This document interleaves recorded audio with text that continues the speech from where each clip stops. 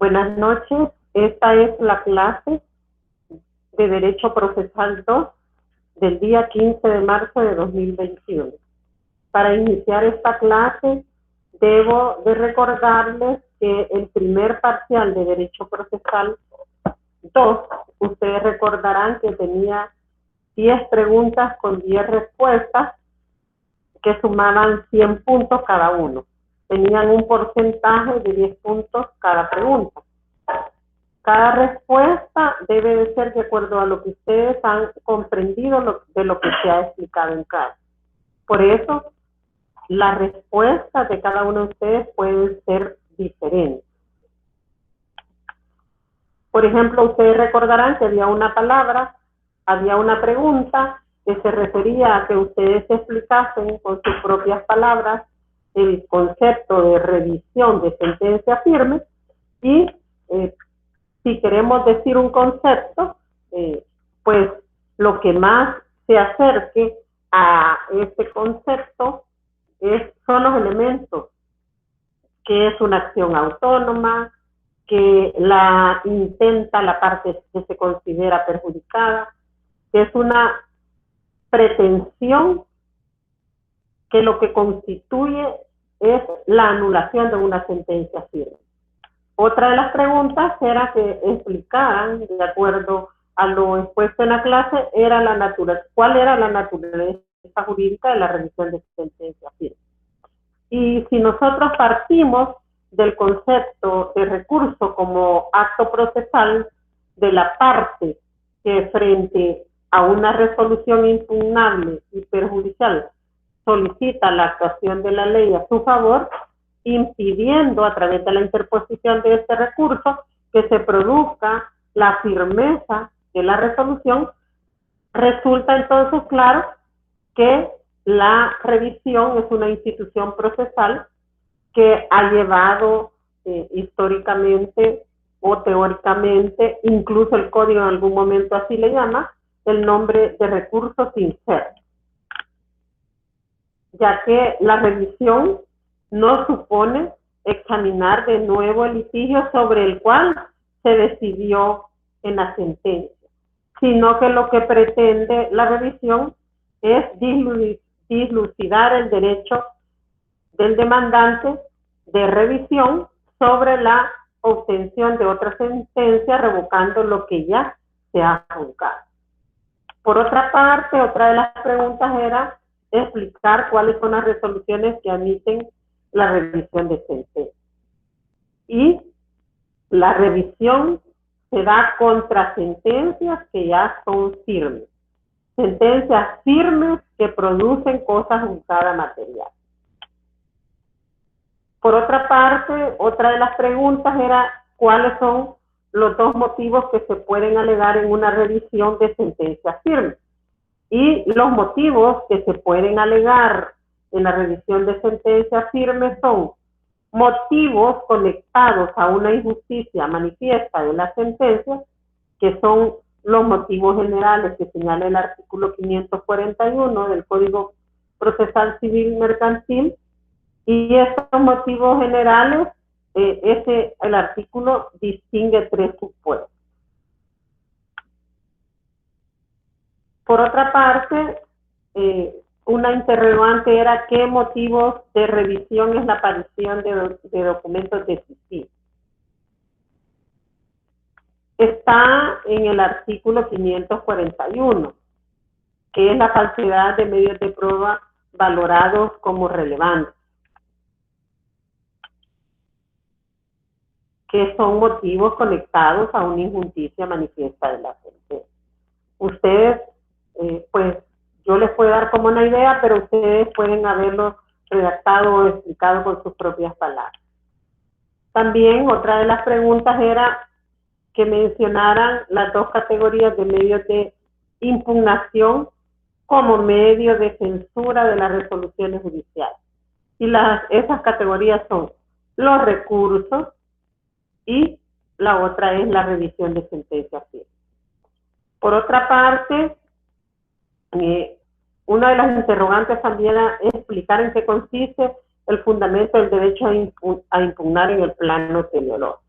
Ustedes recordarán que dijimos que el derecho a impugnar en el plano teleológico era una triple garantía contra la arbitrariedad.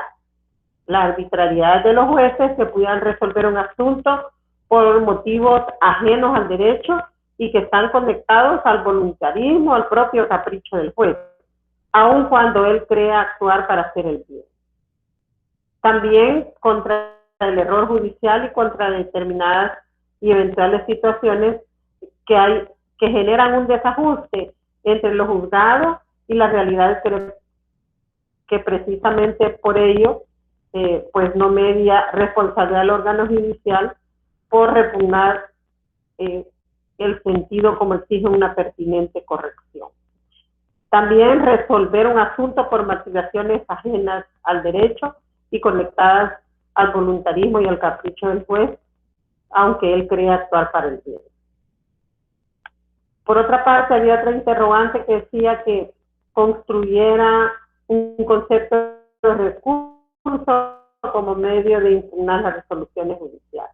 Eso pues ustedes lo pueden construir.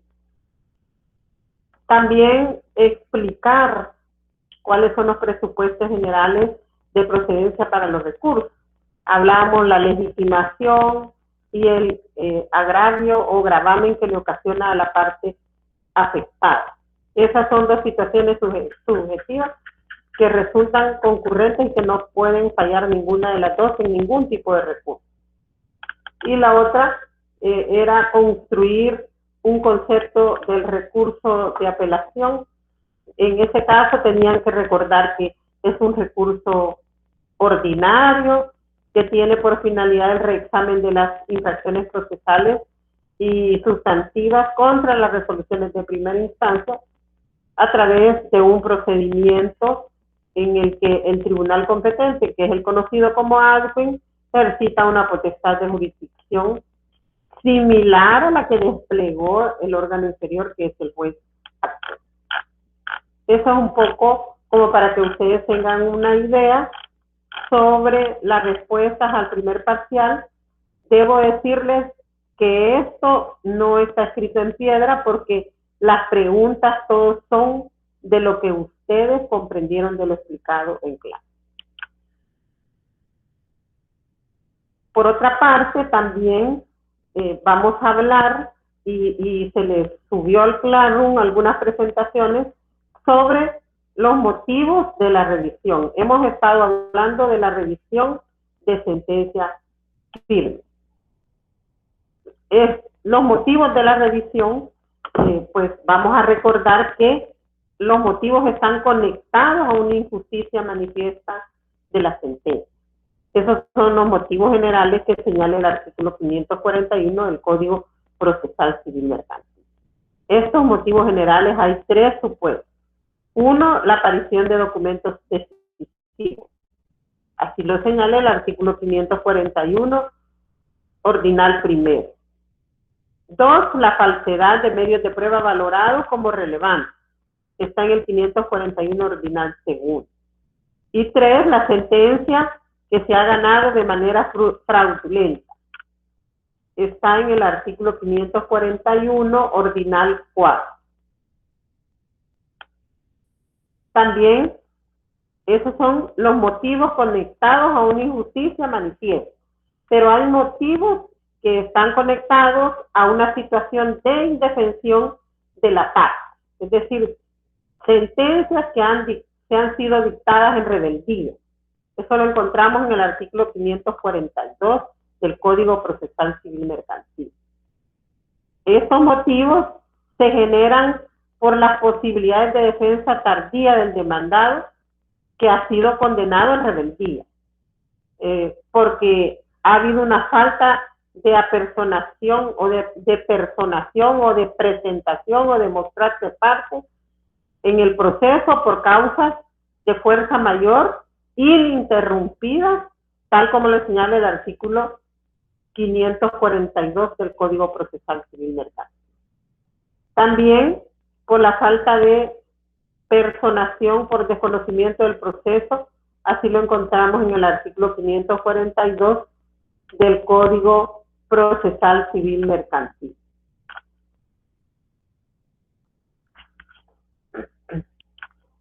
Estos son motivos conectados a una situación de indefensión. Por otra parte, es importante que mencionemos que hay plazos para el ejercicio de la acción de revisión de sentencia. Hay un plazo que es invariable, que opera para toda causa de revisión.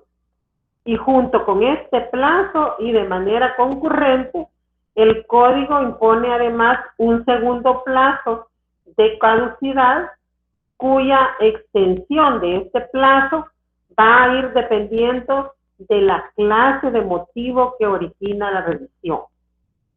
El plazo general es conforme a lo que establece el artículo 544 del Código Procesal Civil Mercantil. Establece que no procederá, es decir, que se rechazará la revisión que se interponga después de transcurrido el plazo de caducidad de 2 años. ¿Cómo se cuentan estos 2 años?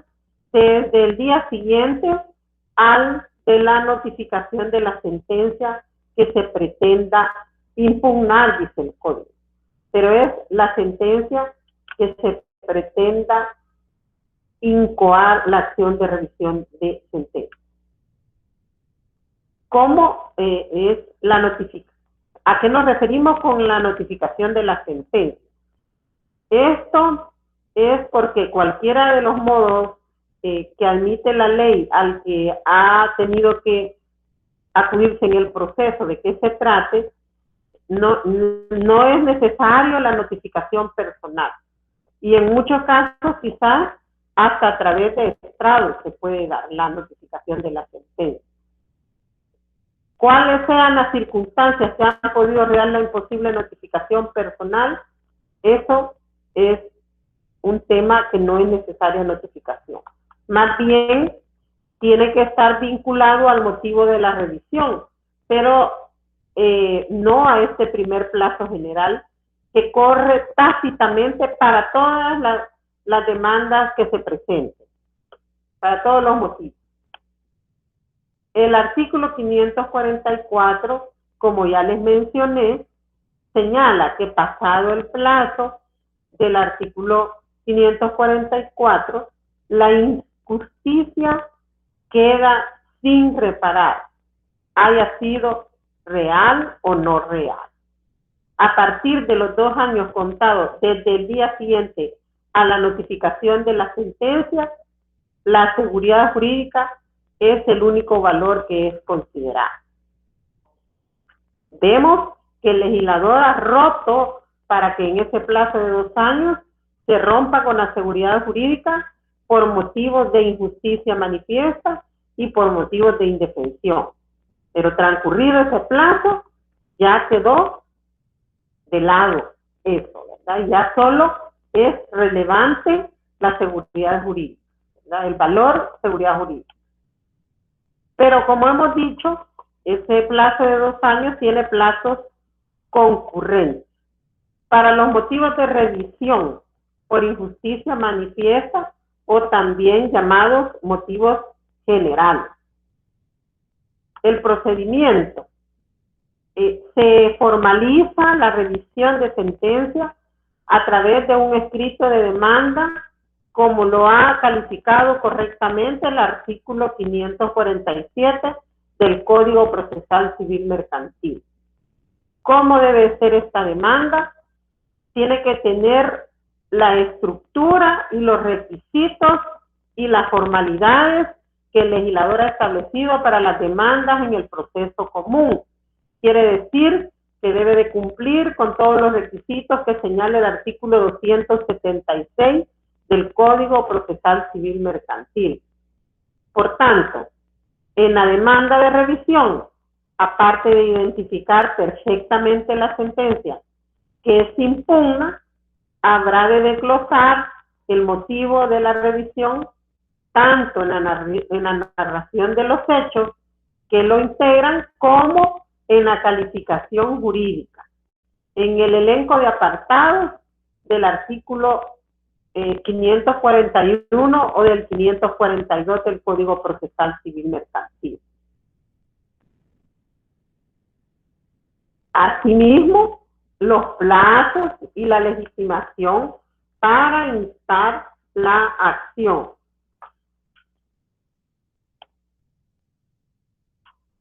La legitimación activa en este procedimiento nace desde la condición de sujeto vinculado por la sentencia. Además, tiene que concurrir el imperativo del gravamen, es decir, que tiene que ver resultado perjudicado por lo resuelto en esta sentencia. Junto con la demanda, habrá que acompañar los documentos procesales y materiales que funden la acción, y eso implicará, en su caso, la sentencia que declara la falsedad del medio de prueba o el documento del que ahora se ha podido disponer y en el que se basa la demanda, entre otros. Por tanto, esencialmente, prueba documental o pruebas preconstituidas que no necesitan de una vista oral para su examen antes de decidirse la admisión a trámite de la demanda. Podrían ser informes periciales, fotografías, grabaciones audiovisuales, entre otros. Siempre que resulten pertinentes en el contexto del motivo de revisión que se está invocando. La demanda tiene que interponerse directamente ante la Sala de lo Civil de la Corte Suprema de Justicia. Este es el único órgano competente por la ley para conocer y dictar sentencia de revisión en este ámbito. Lo encontramos en el artículo 28, ordinal cuarto o numeral cuarto, y 547 del Código Procesal Civil Mercantil. Esta interposición no tiene efectos suspensivos sobre la sentencia objeto de revisión. Así lo precisa el artículo 550 del Código Procesal Civil Mercantil. Es importante también mencionar que hay una hipótesis del artículo 587 cuando concurre causa justificada, debidamente alegada y apreciada como tal por el tribunal, y se presta caución suficiente para responder de los daños y perjuicios derivados de esa suspensión. Esta es la excepción a la regla general que no tiene efectos suspensivos. Artículo 587.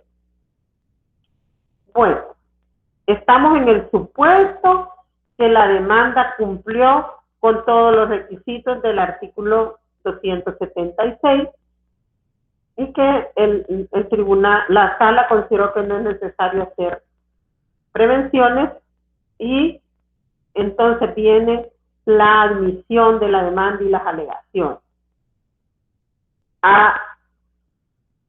Tiene que depurarse, una vez se recibe el escrito y los documentos anexos, la procedencia formal de la acción, lo que incluye la posibilidad de inadmitir a trámite la demanda que se está presentando de revisión.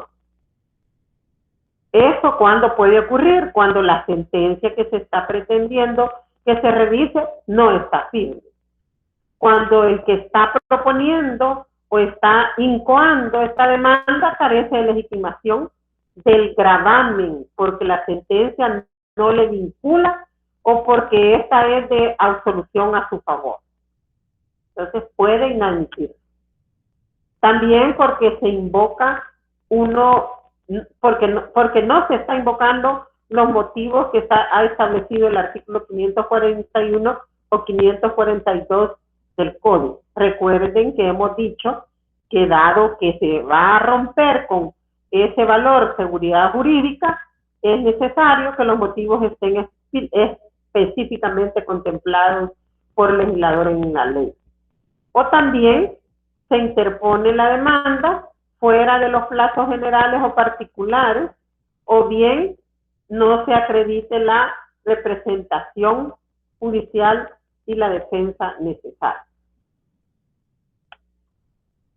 Una vez que se ha admitido el recurso, la Sala de lo Civil va a librar oficio requiriendo al tribunal correspondiente, al que emitió la sentencia, que le remita todo el expediente de que se trata ese proceso. Así lo señala el artículo 547 del Código Procesal Civil Mercantil. Y por otra parte, va a emplazar a quienes fueron parte en ese proceso de manera activa o pasiva. Y les va a otorgar un plazo de 5 días a cada uno, contados desde el siguiente a su apersonación a la sala, para que formulen alegaciones en lo que convenga a sus intereses y siempre relacionado con la pretensión que se ha deducido. Eso es lo que constituye el objeto exclusivo y excluyente de la contienda en el proceso de revisión de sentencia. Por eso es importante traer a colación que no cabe ejercitar reconvenciones, ni pedir otros pronunciamientos aparte de las cosas que puedan causarse aquí, que la estimación o no de la demanda de revisión. Y luego viene la vista oral. En el artículo 548 dice que se dará a las actuaciones la tramitación establecida para el proceso abreviado. De esto nosotros podemos concluir que el proceso de revisión de sentencia firme es un proceso mixto, porque por una parte la demanda debe de cumplir los requisitos de la demanda del proceso común, y por otra parte las actuaciones, una vez ha sido admitida, se le dé la vista oral, se le da el procedimiento abreviado, la tramitación del procedimiento abreviado. Es decir, que la celebración de la vista oral está prevista con la finalidad del artículo 428 del Código Procesal Civil Mercantil. ¿Para qué? Para que tenga lugar la práctica de los medios de convicción que convengan a la defensa de cada uno, si es el demandante, para que complemente la prueba documental e informes periciales que no aportó con su demanda y que resulten pertinentes y útiles en su caso mediante la solicitud previa para diligenciar citaciones de peritos, testigos o partes, tal como lo señala el artículo 428, inciso segundo. Practicada la prueba, entonces, servirá también a audiencia para que hagan una recapitulación final de lo alegado, tal como lo señala el artículo 429 del Código Procesal Civil Mercantil, sin excluir que los magistrados de la Corte que presencien el acto pueden requerir a los abogados las preguntas y las aclaraciones que procedan respecto de alguno de los extremos de sus escritos o alegatos finales o previos. El artículo 548 señala que si se suscitan cuestiones prejudiciales penales durante la tramitación de la revisión, se van a aplicar las reglas generales establecidas en el Código Procesal Civil Mercantil. Con ello, se hace referencia a toda aquella prejudicialidad que eventualmente pueda suscitarse al tratarse de alguno de los datos alegados o de las pruebas presentadas para apoyar la demanda de revisión. Por ejemplo, que los hechos son constitutivos de fraude de la contraparte para los efectos del 541 ordinal 4 y resultan a su vez una calumnia y hayan dado pie por denuncia del ofendido a la apertura de unas diligencias penales dirigidas a aclarar la realidad del delito. Esto está en el artículo 177 del Código Penal. Esto abriría prejudicialidad penal, de la que se refiere el artículo 48 del Código Procesal Civil Mercantil. Y a esas reglas tiene que estar. También que el documento o documentos que se dicen recuperados y que resultan aparentemente decisivos, pues tal como lo refiere el artículo 541 ordinal primero del Código Procesal Civil Mercantil, son a su vez falsos y también se han incoado actuaciones penales y por ello hay que esperar a su resolución. Entonces, se pueden aplicar las reglas de la prejudicialidad del artículo 48 que he mencionado.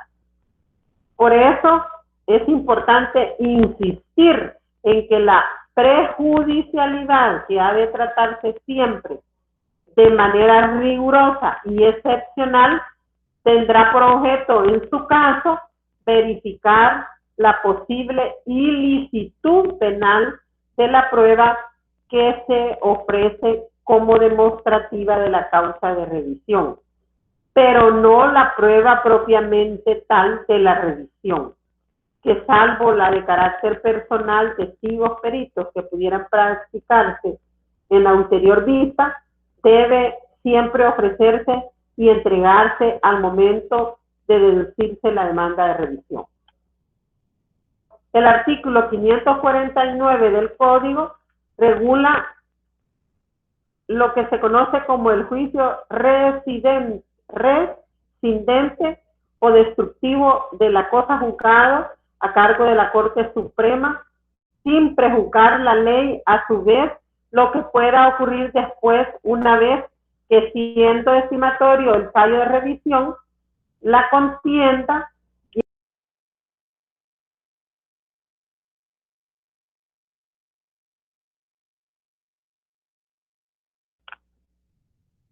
siendo estimatorio el fallo de revisión, la contienda llega ulteriormente a reanudarse en el grado jurisdiccional que corresponde. Este segundo, el llamado juicio rescisorio, deviene en este momento todavía inexistente, aunque en la práctica puede predecirse en muchos casos su lógico escenario. La Corte Suprema de Justicia tiene que valorar entonces las alegaciones y pruebas que se le hayan presentado sin estar vinculado por pronunciamiento alguno de la sentencia recurrida, aunque sí por las sentencias que se hubieran dictado declarando las falsedades y o delitos objeto de controversia. La Corte tiene que dotar de contenido en relación con la situación concreta del demandante de revisión, si concurre o no la fuerza mayor ininterrumpida o su desconocimiento no negligente ni culpable de la pendencia del proceso, o si se da la actuación fraudulenta de la contraparte, entre otros. En fin, los hechos legales que integran la causa de revisión y, de acuerdo con ello, acordar o no la rescisión de la sentencia, interrumpiendo sus efectos de cosa juzgada. Si se estima la demanda y se rescinde, entonces la sentencia la Corte mandará que se expida certificación de la resolución para que las partes usen de sus derechos según les convenga en el proceso correspondiente. No se trata simplemente de haberlo querido el legislador, lo había precisado, de retomar el caso al órgano judicial responsable para que dicte de nuevo otra sentencia, salvando todo lo actuado en el procedimiento de que se trata, sino que se decreta una reserva de acciones para que éstas puedan usarse en el proceso correspondiente. Téngase en cuenta que la sentencia objeto de la revisión puede ser la dictada en la primera instancia o en un grado superior. En esa medida, la sentencia estimatoria determina la ineficacia de todo lo actuado en la instancia de que se trate y en las superiores a estas, no afectando a las anteriores. Si la sentencia revisada fue dictada en apelación, no será preciso repetir la primera instancia. Pero si toda la segunda y en su caso el procedimiento de casación ulteriormente seguido contra aquella, si tal casación se interpuso, volviendo a iniciarse la segunda instancia ante la Cámara correspondiente, salvo claro que la parte que devino recurrente en su origen desista ahora del recurso, en cuyo caso no se le puede obligar a sostener por segunda vez si no quiere. Si la sentencia revisada ha sido directamente la que recayó en casación, algo que no es muy frecuente, pero que pudiera ser factible, el único procedimiento que queda sin efecto es el propio de casación, no las instancias precedentes. El artículo 545 señala que tampoco va a proceder la revisión cuando hubiera transcurrido el plazo de caducidad de 3 meses contado desde el día siguiente a aquel en que se hubiera descubierto los documentos decisivos, el cohecho, la violencia o el fraude, o en que se hubiera reconocido o declarado la falsedad. Es también 3 meses. Y en el caso del demandado que hubiere permanecido en constante rebeldía, no procederá a la revisión una vez transcurrido el plazo de caducidad de 3 meses contados desde el día siguiente al de la notificación de la sentencia. Vean otro plazo de 3 meses. Si la sentencia que se pretende impugnar fue notificada personalmente, el plazo de caducidad será de 30 días, otro plazo concurrente, 30 días, que se contará a partir del día siguiente a aquel en que se notificó la sentencia dictada en apelación o en el extraordinario de casación cuando proceda. Estos plazos que le he mencionado podrán prolongarse si subsiste la fuerza mayor que hubiere impedido al rebelde la comparecencia, pero sin que sobrepase el plazo general de 2 años. Esto es todo, jóvenes. Esta clase será subida al Classroom.